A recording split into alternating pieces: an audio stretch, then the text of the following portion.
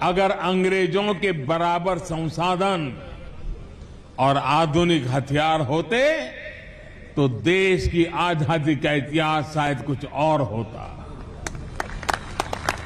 जब हमें आजादी मिली तब हमारे पास अवसर था, अनुभव भी था। देश को सरदार पटेल के सपनों का भारत बनाना, आत्मनिर्भर भारत बनाना हमारी जिम्मेदारी है। यही आजादी के अमृतकाल में देश का संकल्प है, देश का लक्ष्य है।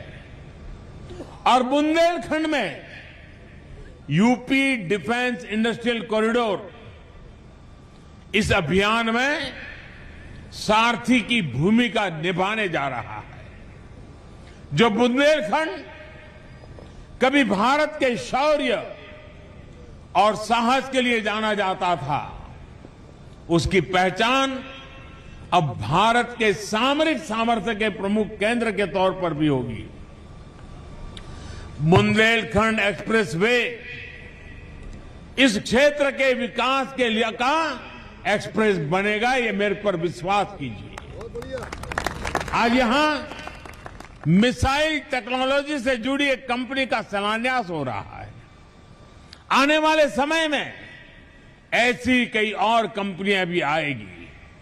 साथियों, लंबे समय से भारत को दुनिया के सबसे बड़े हथियार और एक प्रकार से हमारी क्या पहचान बन गई? हमारी पहचान एक ही बन गई, हथियार खरीदार देश। हमारी गिनती उसी में रह रही थी। लेकिन आज देश का मंत्र है make in India, make for world.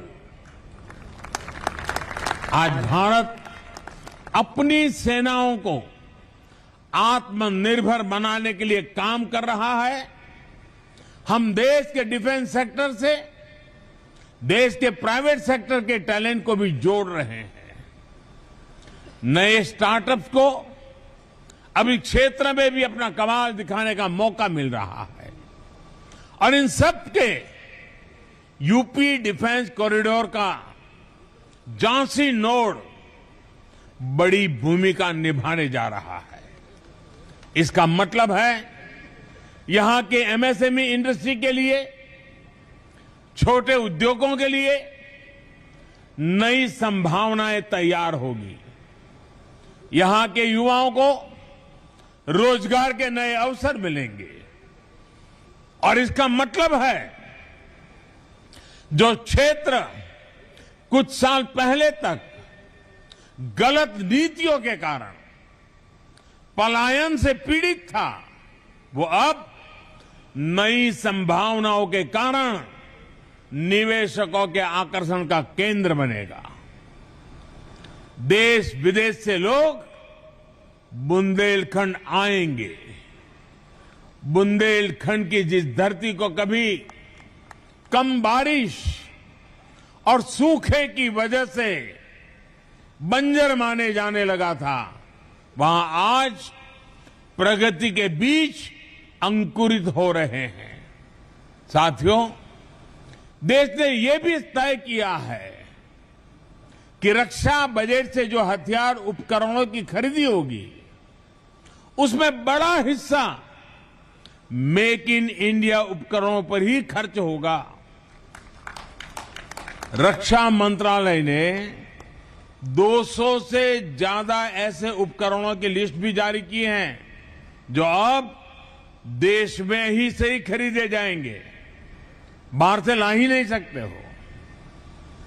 उन्हें विदेश से खरीदने पर पाबंदी लगा दी गई है। साथियों, हमारे आदर्श रानी लक्ष्मीबाई, झलकारी बाई, अवंतीबाई, उदा देवी जैसी अनेक वीरांगनाएं हैं। हमारे आदर्श लौह पुरुष सरदार पटेल